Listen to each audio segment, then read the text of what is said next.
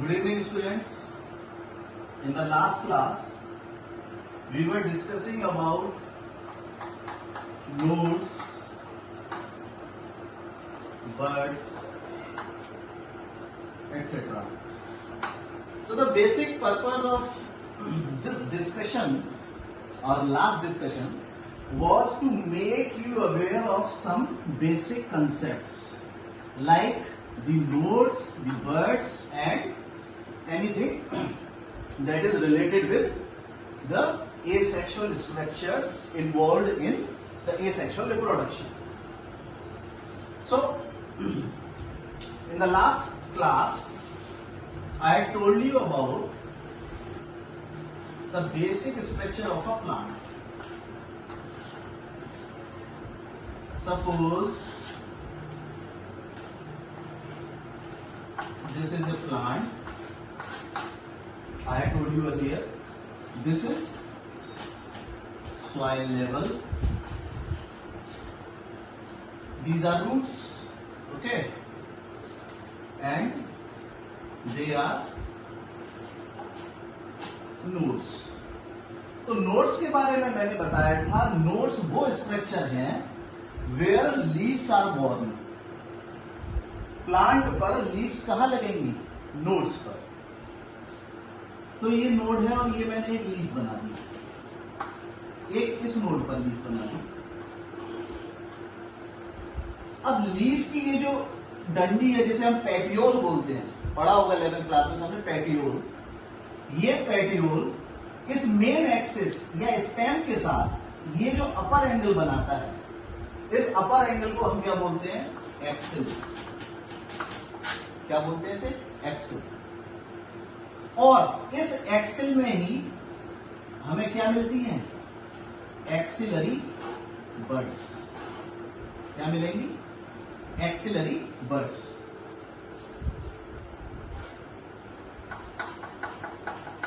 Axillary birds. क्या function होता है इन एक्सिलरी बर्ड्स का?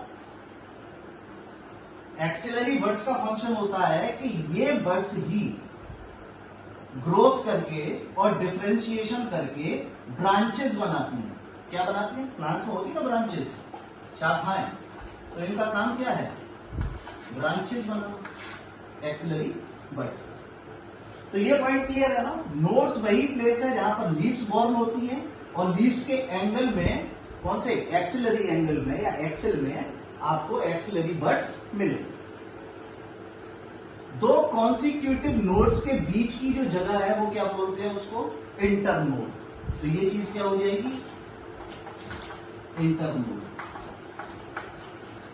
इस डायग्राम में गौर से देखो, 1 2 3 तीन इंटरनोड्स मैंने बना रखी है एंड 1 and 1 2 नोड्स यानी दो नोड्स मैंने दिखा रखी है. ठीक, तो ये चीज क्लियर हो गई होगी सबको. नाउ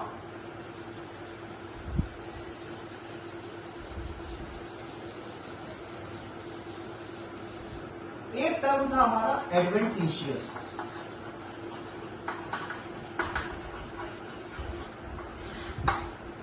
एडवेंटिशियस का मतलब है जो अनयूजुअल प्लेस है. Unusual place. जैसे इसका एग्जांपल लेते हैं. सबको पता है कि एम्ब्रियो जब बनता है प्लांट्स में तो उसमें दो पार्ट होते हैं. एक होता है प्लूम्यूल और एक होता है radicle. Plumule and radical.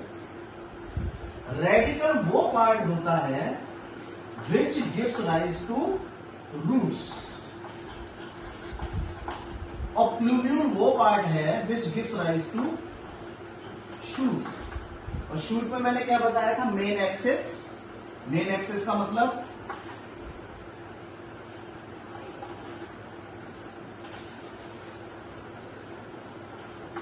Main axis. क्या मतलब था मेन एक्सिस का? स्टेम. और क्या आता है शूट में? ब्रांचेस.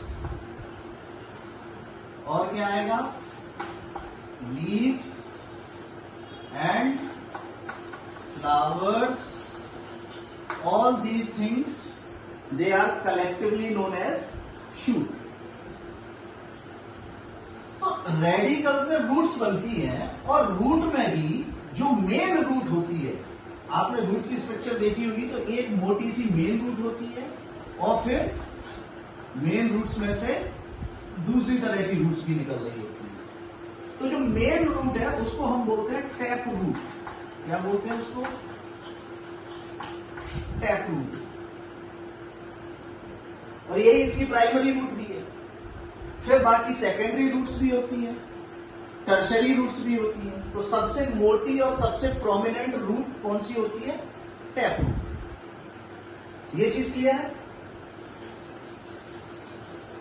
तो टैप रूट हो या सेकेंडरी और टर्शरी रूट्स हो, ये सब किससे बन रही है? ये बनती है रेडिकल से।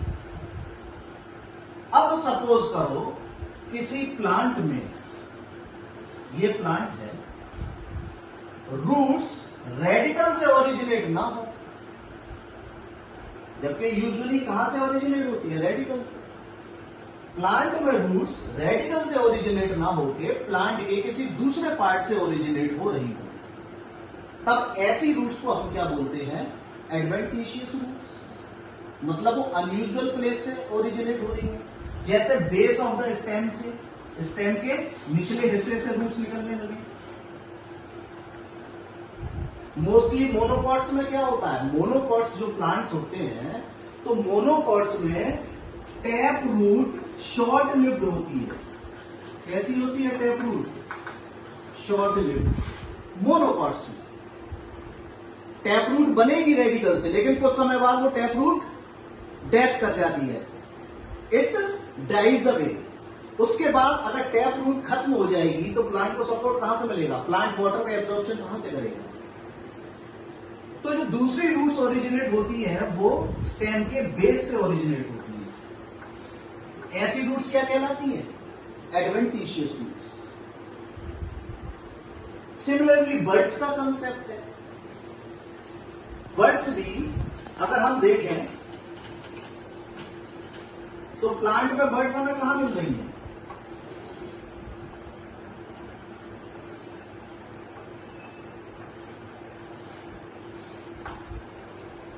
शूट की टिप पे, मेन एक्सिस की टिप पे, और रूट की टिप पे। इनको बोलते हैं हम शूट टिप।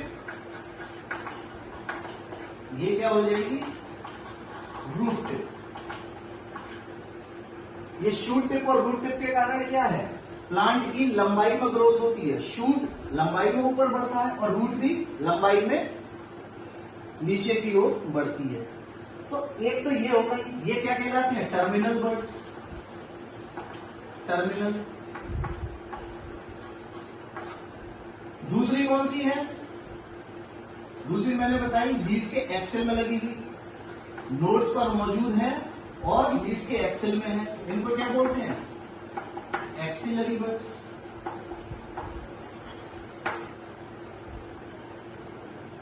अब इनके अलावा कोई बर्ड है, जैसे अभी हम एग्जांपल पढ़ेंगे ब्रायोफाइलम का। तो ब्रायोफाइलम में हम देखेंगे कि बर्ड हमें कहां मिलेगी? बर्ड हमें मिलेगी लीफ के मार्जिन पे। ये लीफ है, ये लीफ के मार्जिन, मार्जिन में भी ना, ये मार्जिन यूनिफॉर्म नहीं है, बीच बीच में इसमें छोटे छोटे क्या है? नोचेस। क्या है ये? नोचेस, गड्ढे, डिप्रेशंस। इन नोचेस में हमें बर्ड्स दिखाई देंगी। तो क्या ये यूजुअल प्लेस है बर्ड होने का? नहीं, this is not the usual place of birds. इसीलिए ऐसी बर्ड्स को क्या बोलोगे आप? Adventitious birds. तो मेनली हमने कुछ बेसिक कंसेप्ट जाने, नोड्स क्या है, बर्ड्स क्या है, एडवेंटिशियस टर्म हम कहां यूज करते हैं। Let us now move towards asexual structures. Asexual structures involved in vegetable vegetative propagation. मैंने बताया था ना, vegetative propagation is a special term. ये टर्म अपने आप में यही बताता है कि वेजिटेटिव प्रोपेगेशन कुछ नहीं है, ये सिंपली एक एसेक्सुअल रिप्रोडक्शन ही है। बस इसको डिफरेंशिएट कर दिया गया है ये बताने के लिए कि ये वो एसेक्सुअल रिप्रोडक्शन है जो किसमें हो रहा है, प्लांट्स। वेजिटेटिव प्रोपेगेशन में, इसीलिए हमें कभी भी कंफ्यूज नहीं होना। तो स्ट्रक्चर्स कौन कौन से इन्वॉल्व होते हैं वेजिटेटिव प्रोपेगेशन में, मेनली हमें वो स्ट्रक्चर्स पढ़ने हैं। होते तो कई सारे, हमें कुछ मेन स्ट्रक्चर्स पढ़ने हैं जिनका खास तौर से एनसीईआरटी में भी मेंशन है। उसमें जैसे एक स्ट्रक्चर है जिसका नाम है रनर्स, एक स्ट्रक्चर है जिसका नाम है राइजोम, suckers, stolons,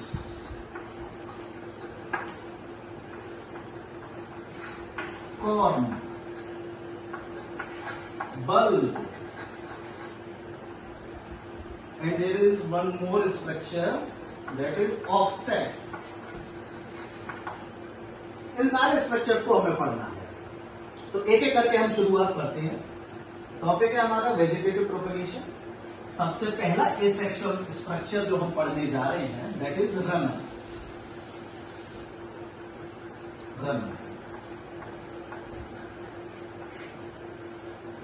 रनर है क्या, पहले तो एग्जांपल से समझो।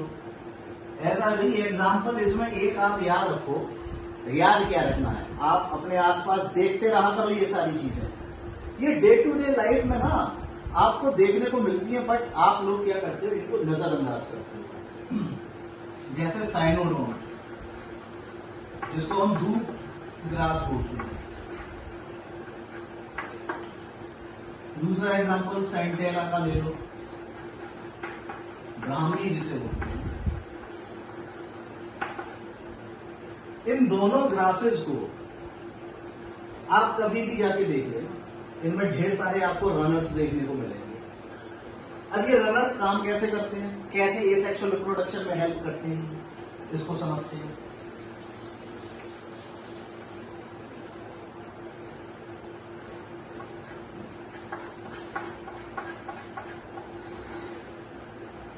ये क्या है, एक ग्रास है, ग्रास का एक प्लांट बनाया है मैंने। अब इस ग्रास के एक प्लांट में क्या है, ये सॉइल लेवल है,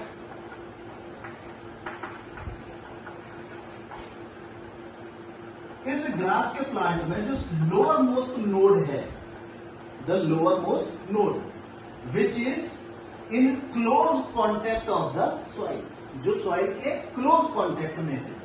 तो लोअर मोस्ट नोड से क्या है, उस नोड पे क्या होंगी, एक्सिलरी बर्ड्स होंगी। तो एक्सिलरी बर्ड में से कोई एक बर्ड ग्रो करती है और ग्रो करके एक ब्रांच ऐसे बनाने लगती है। ठीक, क्या होगी ये ब्रांच। कभी भी घास को उखाड़ के देखना, जमीन पे रहती हुई कई सारी घास आपको दिखाई देंगी, कुछ घास खड़ी दिखाई देंगी, कुछ जमीन पे पड़ी हुई भी घास दिखाई देंगी। वही जमीन पे जो लेटी हुई ग्रास होगी ना, वही रनर है। अब ये एक ब्रांच निकली, तो जैसे स्टेम में नोड्स और इंटर नोड्स है ना, ऐसे ही जो नई ब्रांच बनेगी इसमें भी क्या पाई जाएंगी, नोड्स और इंटर नोड्स। जैसे यहां नोड्स पर क्या मिल रही थी आपको, एक्सिलरी बर्ड्स, इस ब्रांच की नोड पर भी आपको क्या मिलेंगी, एक्सिलरी बर्ड। तो ये रनर आराम से जमीन पे वही बढ़ता हुआ जा रहा है। किसी एक प्लेस पे जहां इसकी कोई एक नोड बिल्कुल सॉइल के कांटेक्ट में आ जाएगी, सॉइल से बिल्कुल टच हो जाएगी, जहां भी कोई भी नोड, तो उस नोड पे मौजूद जो एक्सिलरी बर्ड्स हैं वो क्या करेंगी, रूट्स बना देंगी नीचे की तरफ और नया शूट बना देंगी ऊपर की तरफ। समझ आ रहा है। तो ये जो स्ट्रक्चर है, ये जो नई ब्रांच बनी थी, इसी ब्रांच को हम क्या बोल रहे हैं, इसको हम बोल रहे हैं रनर। दोबारा देख लो, लोअर मोस्ट मेल प्लांट के लोअर मोस्ट नोड से एक नई ब्रांच निकलेगी। जैसे कि मेन स्टेम में नोड्स और इंटर नोड्स हैं, ऐसे ही ब्रांच में भी नोड्स और इंटर नोड्स पाई जाती हैं और नोड पे एक्सिलरी बर्ड होती है। तो ये नई ब्रांच आराम से जमीन पे रेंगती हुई जा रही है। जमीन के कॉन्टैक्ट में जहां भी कोई भी नोड आएगी बिल्कुल जमीन से टच हो जाएगी, वहीं पे उस नोड पे मौजूद एक्सिलरी बर्ड्स नीचे की तरफ रूट्स बना। तो क्या ये ऐसी रूट्स क्या कह रहे हैं कि अच्छा बताओ, एक्सिलरी बर्ड्स है, वो रेडिकल नहीं है। रेडिकल तो एम्ब्रियो में पाया जाता है, रेडिकल से जो रूट बनती है वो टैप रूट है। यहाँ एडवेंटिशियस रूट से बन रही है ना, वो एडवेंटिशियस सॉरी एक्सिलरी बर्ड से यहाँ जो रूट्स बन रही हैं वो एक्सिलरी बर्ड से बन रही है, रेडिकल से नहीं बन रही है। इसीलिए ये रूट्स क्या कहलाएंगी, एडवेंटिशियस। टैप रूट कब होती, जब रेडिकल से बन रही होती। रेडिकल तो एम्ब्रियो में पाया जाता है, तो एम्ब्रियो यहाँ बना नहीं, यहाँ रूट्स डेवलप हुई है एक्सिलरी बर्ड से, इसीलिए ऐसी रूट्स क्या कहलाएंगी, एडवेंटिशियस रूट्स। तो इस तरह से ऐसी जो नया प्लांट बना है इसकी लोअर मोस्ट नोड से क्या निकलेगा, इसकी लोअर मोस्ट नोड से एक रनर निकलेगा। ये भी फर्दर एक नया प्लांट और नई रूट्स बना देगा। इधर की साइड में भी एक रनर निकल आएगा, ये भी एडवेंटिशियस रूट्स और नया प्लांट बना देगा। तो देखो नए नए प्लांट बन रहे हैं, रिप्रोडक्शन हो रहा है विदाउट एनी सेक्सुअल प्रोसेस, इसीलिए क्या है, एसेक्सुअल रिप्रोडक्शन। इस तरह से रनर क्या कर रहे हैं, नए नए प्लांट्स को फॉर्म कर रहे हैं। आ रही है बात समझ में। इसीलिए एक जगह जहां भी घास मौजूद होती है ना, वो कई जगह कैसे फैल जाती है कम समय में। आप देखो कहीं भी छोटी सी जगह में अगर घास उगाई है, दूब घास या ब्राह्मणी, वो पूरे जमीन पे पूरे सॉइल में धीरे धीरे फैलने लगती है। इसकी वजह से, इन रनर्स की वजह से। नेक्स्ट स्ट्रक्चर है हमारा, दैट इज स्टोलोन। एक चीज और मेंशन करना है मुझे, रनर कैसा स्ट्रक्चर है पूछा इसीलिए कि वैसे तो ऑब्वियसली आपको दिख ही रहा है, लेकिन कभी एग्जाम में आए तो सीधी सी बात है, this is an above ground structure. Above ground structure, above ground structure देखा ना, जमीन के अंदर थोड़ी बना था, ये जमीन से ऊपर ही बना है। नेक्स्ट स्ट्रक्चर है हमारा स्टोलोन। ये स्टोलोन पहले एग्जांपल देखिए, कहां मिलेगा आपको देखने को, ये आपको जैस्मीन में मिल जाएगा, स्ट्रॉबेरी में मिल जाएगा और कोलोकेशिया में मिल जाएगा।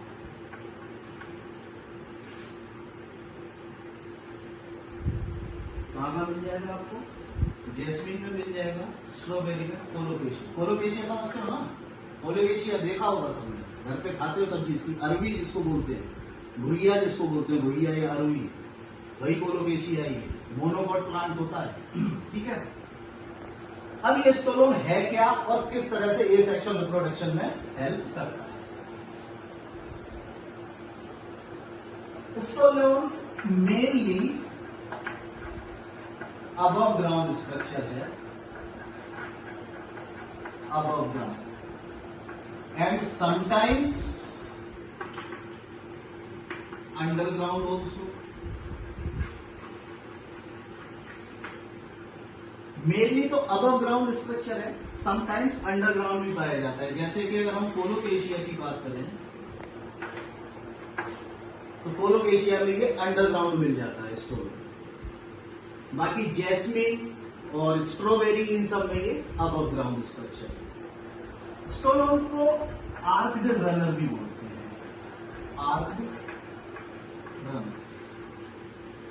क्यों बोलते हैं इनको आर्क्ड रनर, इसको समझते हैं।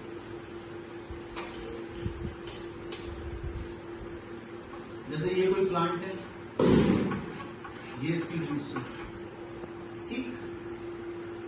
लोअर मोस्ट नोड से एक ब्रांच निकलेगी, रनर तो सीधा सीधा ग्रो कर रहा था, ये जो ब्रांच होगी ये सीधी ग्रो नहीं करके आर्क्ड फॉर्म में ऊपर की ओर उठती हुई ग्रो करती है, इस तरह से ग्रो करती है, ये सब में सॉइल है, ठीक। इस ब्रांच पे नोड्स भी होंगी और इंटर नोड्स भी। अब ये ग्रो कर रही है ब्रांच, करते करते करते करते ये एक पॉइंट ऐसा आएगा जहां ग्राउंड को टच करेगी, तो इसकी ग्रोथ कैसे हुई? आर्क्ड मैनर होगी, धनुष के आकार से। और जहां ये ग्राउंड को टच करती है, जिस पॉइंट पे ये ग्राउंड को टच करती है, वहां एडवेंटिशियस रूट्स और नया शूट डेवलप हो जाए।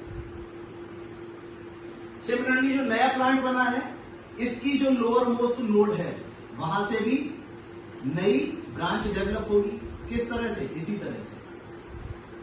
और जब भी ये जमीन को टच करेगी, तो जहां टच करेगी वहां से ये एडवेंटिशियस रूट्स डेवलप हो जाएंगी और ऊपर की तरफ नया प्लांट डेवलप हो जाएगा।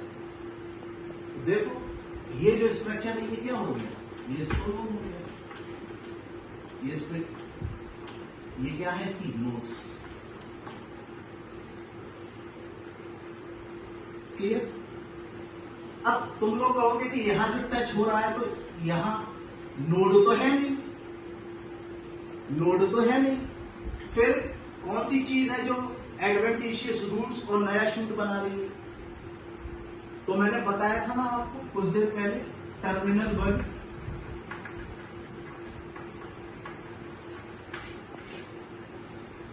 ये टर्मिनल बड कहां होती है? एपेक्स पे। किसके एपेक्स पे? मेन एक्सिस के, यानी यहां होगी मौजूद, और रूट की टिप पे मौजूद होगी, और ब्रांचेस की टिप पर भी मौजूद होती है। क्योंकि टर्मिनल बड का काम क्या? लंबाई बढ़ाना। आप किसी भी प्लांट की ना टिप काट देना, उसकी लंबाई बढ़ना बंद हो जाएगी। आप किसी भी ब्रांच की ना टिप काट देना, उसकी लंबाई बढ़ना बंद हो जाएगी। क्यों? क्योंकि टिप पे ही तो टर्मिनल बड मौजूद थी। और टर्मिनल बड होती कैसी? मेरिस्टेमेटिक, एक्टिवली डिवाइडिंग सेल्स की बनी होती है। तो सेल डिवीजन ही जब रुक जाएगा तो ग्रोथ कहां से होगी? तो यहां जो टिप जो टच करती है, उस टिप पे क्या मौजूद है? उस टिप पे टर्मिनल बड मौजूद है। तो वो टर्मिनल बड नीचे की तरफ क्या बना रही है? Adventitious root. ऊपर की तरफ शूट बना दे रही है। तो ये चीज क्या कहलाएगी? स्टोलोन। अच्छा, कभी कभी क्या होता है, जैसे कि कोलोकेशिया का मैं एग्जांपल ले रहा था, तो कोलोकेशिया के केस में क्या होता है कि जब भी सॉइल में प्लांट होता है ना, तो स्टेम का कुछ पार्ट ऐसा भी होता है जो सॉइल में हल्का सा दबा हुआ रहता है। रूट्स तो रहेंगी। अब धीरे धीरे जब सॉइल इकट्ठा शुरू होती है, भाई प्लांट है ये, धीरे धीरे सॉइल भी तो इकट्ठी होती रहेगी, तो प्लांट का कुछ पार्ट सॉइल में दब जाएगा। कौन सा पार्ट? स्टेम वाला। और इसी पार्ट में क्या है? आपकी लोअर मोस्ट नोड मौजूद है। तो कभी कभी क्या है कि लोअर मोस्ट नोड जमीन के अंदर दबी हुई पाई जाती है। उस लोअर मोस्ट नोड से जब ये ब्रांच निकलती है, तब इस केस में ये ब्रांच कैसी होगी? अबव ग्राउंड के अंडरग्राउंड। सिंपली यहां दिख रहा है अंडरग्राउंड होगी। कैसी होगी? अंडरग्राउंड। अब अंडरग्राउंड होगी तो इस पे भी नोड्स और इंटर नोड्स तो मौजूद होंगे, जैसे हर ब्रांच के ऊपर। तो जगह जगह अंडरग्राउंड में स्टोलोन अंडरग्राउंड मूव कर रहा है, और अंडरग्राउंड भी जो नोड्स हैं, नोड से क्या हो रही है? नीचे की तरफ एडवेंटिशियस बर्ड्स और ऊपर की तरफ नया प्लांट। फिर ये स्टोलोन ग्रो करता हुआ आगे बढ़ा, नई नोड बनी, फिर नई नोड पे क्या होंगी? Axillary birds. नीचे की तरफ एडवेंटिशियस रूट्स डेवलप हो जाएंगी, ऊपर की तरफ प्लांट। इस तरह से ये जो स्टोलोन है, ये हमेशा जमीन के अंदर ही रहेगा, जमीन से बाहर ये नहीं आता, हमेशा जमीन के अंदर रहेगा। तो दो तरह के स्टोलोन हमने पढ़ लिए। नेक्स्ट स्ट्रक्चर है सकर।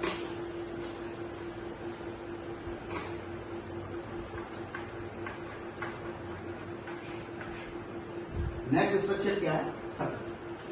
शक्कर के केस में कैसे होता है ये सेक्सुअल रिप्रोडक्शन? जैसे इसका एग्जांपल आपको मेंथा में मिल जाएगा, पेपरमिंट जिसको बोलते हैं, पेपरमिंट जिसको बोलते हैं, ठंडी ठंडी इसमें खुशबू आती है, उसमें आपको शक्कर देखने को मिलेगी। तो शक्कर से कैसे ये सेक्सुअल रिप्रोडक्शन होता है? इसीलिए तो मेंथा का प्लांट बहुत जल्दी, छोटी सी जगह में लगाओ, सारी जमीन पे फैल जाता है मेंथा का प्लांट। कैसे? शक्कर के केस में क्या होता है, ये रूट्स है, ये प्लांट, ठीक।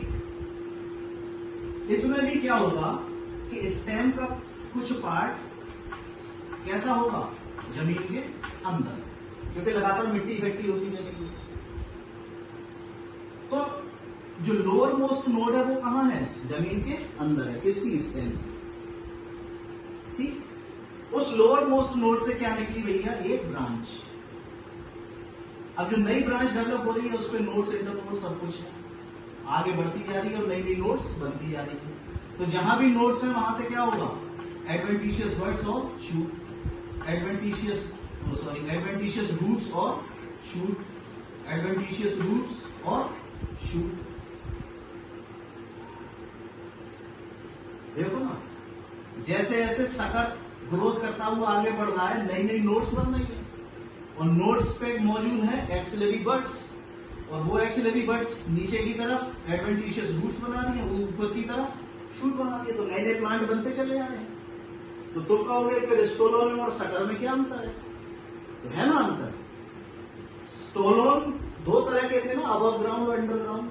जब अंडरग्राउंड स्टोलोन बता रहा था तो उसमें मैंने क्या बताया था? हमेशा अंडरग्राउंड स्टोलोन जमीन के अंदर ही रहता है, बाहर नहीं आता। लेकिन शक्कर के साथ ऐसा नहीं है। शक्कर कुछ समय बाद जो शक्कर की टिप है वो बाहर आ जाती है, इस तरह से। ये एक शक्कर बना था, इसने कई सारे प्लांट्स भी बना दिए, और फाइनली शक्कर की टिप कहां आ गई? ग्राउंड से ऊपर ग्रो करती है। ये भी नया प्लांट बन गया। जो टिप ग्रो हुई ना, जब भी टिप सॉइल से बाहर आई तो ये टिप भी ग्रोथ करके नया प्लांट इसने भी बना दिया। शक्कर समझ में आ गया? तो शक्कर मेनली कैसा? अंडरग्राउंड। कैसा होगा शक्कर? अंडरग्राउंड। ये चीज क्लियर? अब हम पढ़ते हैं नया स्ट्रक्चर, उसका नाम है राइजोम।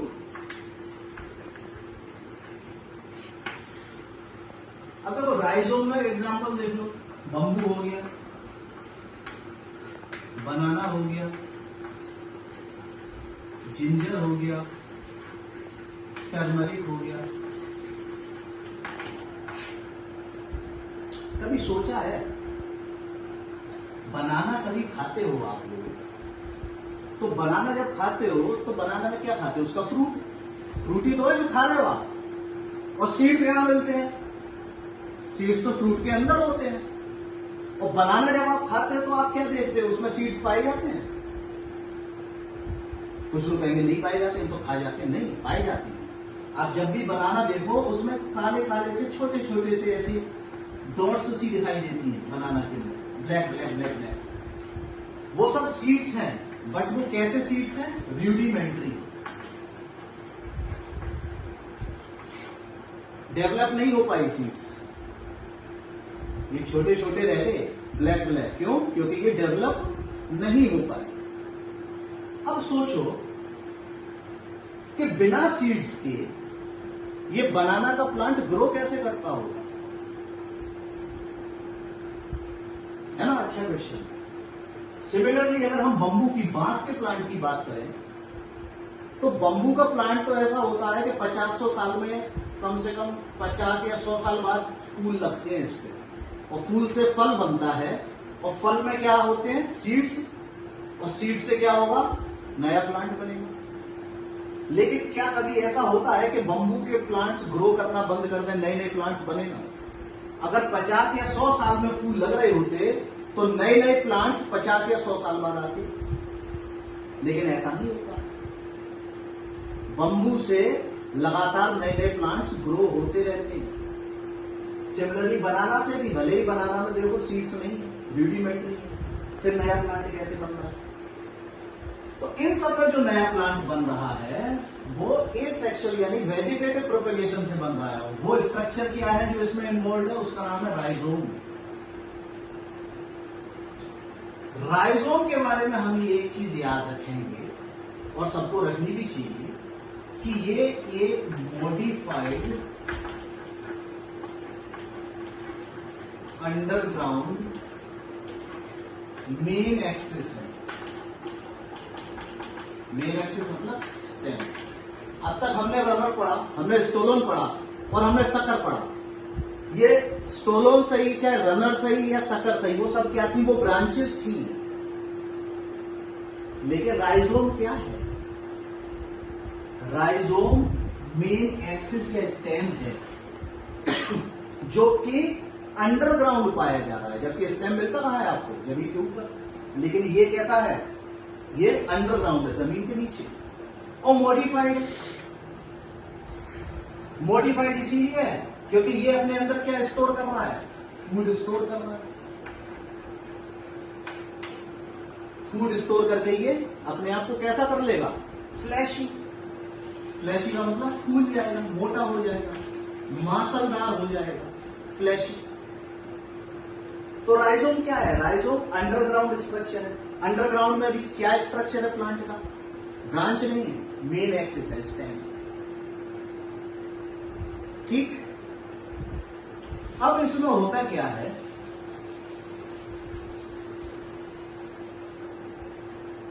ये सॉइल है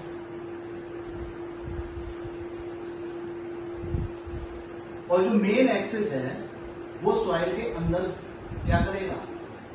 ग्रो करेगा। इसकी पहचान कैसे होती है? क्योंकि इस पे नोड्स और इंटर नोड्स पाई जाती है। वरना कोई कह सकता है ये रूट भी तो हो सकता है, रूट पे नोड्स और इंटर नोड्स तो नहीं होते। इस पे क्या है? रूट्स। ये मेन स्टेम है क्योंकि इस पे नोड्स और इंटर नोड्स पाए जाते हैं। जो राइजोम है वो ब्रांच्ड भी हो सकता है और अनब्रांच्ड भी। जैसे कि स्टेम से ब्रांच लगी होती है ना, ये भी तो स्टेम ही है। तो ये दोनों पॉसिबिलिटी है। अगर ये राइजोम है तो ये ब्रांच्ड भी हो सकता है, मतलब इस पे ब्रांचेस भी लगी हो सकती है और अनब्रांच्ड भी हो सकता है। दोनों तरीके का हो सकता है। सेकंड, ये राइजोम हॉरिजॉन्टली भी ग्रो कर सकता है और वर्टिकली भी ग्रो कर सकता है, दोनों तरीके से। अब अंडरग्राउंड पाया जा रहा है तो क्या बात है, क्यों अंडरग्राउंड पाया जा रहा है ये, जबकि स्टेम को तो जमीन के ऊपर होना चाहिए। ये अंडरग्राउंड पाया जा रहा है for the purpose of perennation. Perennation मतलब सर्वाइवल के लिए। जरूर कोई ना कोई ऐसी अनफेवरेबल या एडवर्स कंडीशंस हैं जिनके कारण अबव ग्राउंड लाइफ पॉसिबल नहीं है। इस कारण ये स्टेम कैसा हो गया है? अंडरग्राउंड। ये स्टेम कैसा हो गया है? अंडरग्राउंड। और अंडरग्राउंड हो जाने से इसको हम क्या बोल रहे हैं? राइजोम। जब भी फेवरेबल कंडीशन आती है तो फेवरेबल कंडीशन में नोड्स पर मौजूद जो बड्स हैं वो ऊपर की तरफ स्टेम और नीचे की तरफ एडवेंटिशियस रूट्स ऐसे बना। कब? Favourable condition. बाहर की कंडीशन, अबव ग्राउंड कंडीशंस अच्छी।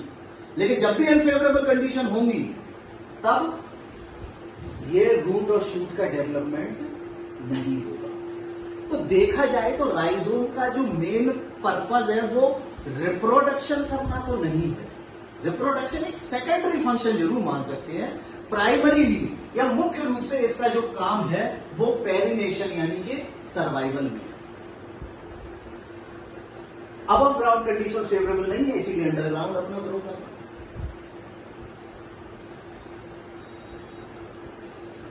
इस चीज को हम बोलते हैं राइजोम।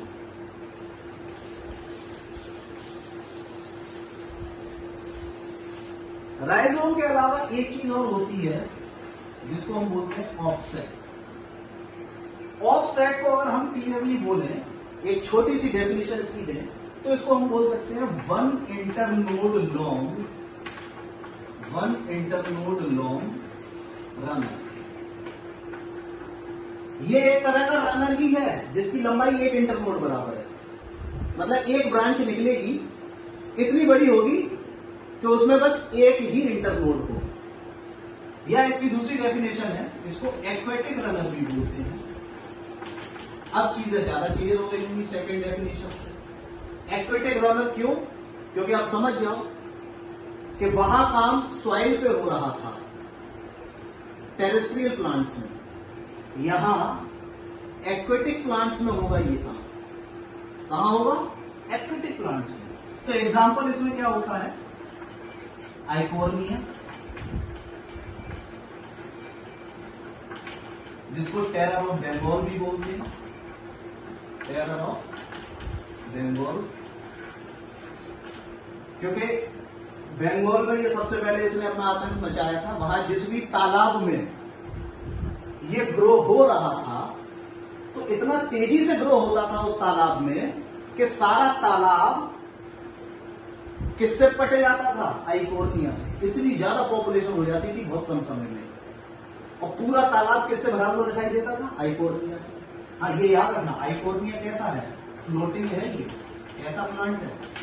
फ्लोटिंग, वाटर की सरफेस पे तैरता रहता है। अब इतने ज्यादा जब प्लांट ग्रो कर गया पॉन्ड में, तो पॉन्ड के पानी में डिजॉल्व ऑक्सीजन भी होती है।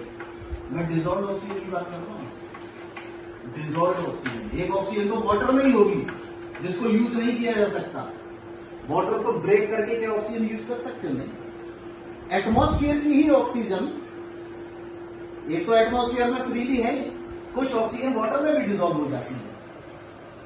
तो इतने ज्यादा आइकोर्निया ग्रो कर जाता है कम समय में ही कि वाटर में जितनी डिजॉल्व ऑक्सीजन है सबको एब्जॉर्ब कर लेता आइकोर्निया। तो वाटर में रहने वाली जो दूसरे ऑर्गेनिज्म है, छोटी छोटी फिश है, ये सब क्या हो जाती है? वाटर में ऑक्सीजन तो खत्म हो गई, सारी ऑक्सीजन किसने खींच लिया? आइकोर्निया ने। वो सारी फिश और जो दूसरे ऑर्गेनिज्म पॉन्ड में ग्रो होने वाले वो सब मर जाते हैं। तो इस तरह से ये वहां आतंक फैला देता है, पूरे तालाब को ऑक्यूपाई कर लेता। इसीलिए इसको टेरर ऑफ बंगाल भी बोलते हैं। तो इतना जल्दी ग्रो कैसे करता है? इतना जल्दी ग्रो ये इन्हीं की मदद से करता है, ऑफसेट्स की मदद से। जैसे इसमें हम क्या दिखा रहे हैं, क्वेश्चन पूछ सकता है इतनी जल्दी ग्रो कैसे कर जाता है, कम समय में ही पूरे तालाब को ऑक्यूपाई कर लेता है। तो जैसे ये वाटर है,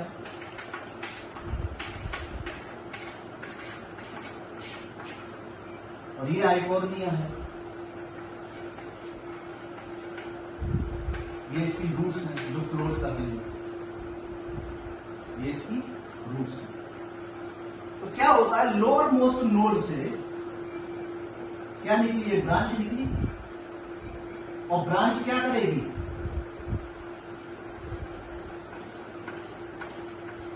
नई रूट्स और नया शूट डेवलप करती है। ये ब्रांच कितनी लंबाई की है? इसकी लंबाई केवल एक इंटरनोड के बराबर है। किसके बराबर है? केवल एक इंटरनोड के बराबर है। यहां एक नोड है, ये तो मेन ब्रांच है, तो यहां एक नोड है। इस नोड की एक्सिलरी बड से ये ब्रांच बनी, और खत्म कहां हुई? दूसरी नोड पे। दो नोड के बीच की दूरी इंटरनोड, तो एक इंटरनोड बराबर दूरी। अब जो दूसरी नोड है, इस नोड पे मौजूद जो एक्सिलरी बड होगी, वो एक्सिलरी बड नीचे की तरफ एडवेंटिशियस रूट्स और ऊपर की तरफ शूट बनाएगी। फिर इस वाले प्लांट की नोड से एक और ब्रांच निकलेगी। ये यहां पे क्या है? इसकी नोड, इस नोड पे एक्सिलरी बड है, नीचे की तरफ रूट्स, ऊपर की तरफ नया शूट। इस तरह से अगर एक आइकोर्निया का भी प्लांट लगा दिया तो उससे ऑफसेट निकलेगा, और वो ऑफसेट क्या करेंगे? एक ऑफसेट नहीं, कई सारे ऑफसेट निकलते हैं। तो वो ऑफसेट क्या करेंगे? अलग अलग डायरेक्शन में नए आइकोर्निया के प्लांट बना देंगे। तो जो नए प्लांट बनेंगे उनसे ऑफसेट निकलेंगे, वो और नए नए प्लांट बना देंगे। सो That's all for today's topic. Let's meet in next class. Thank you.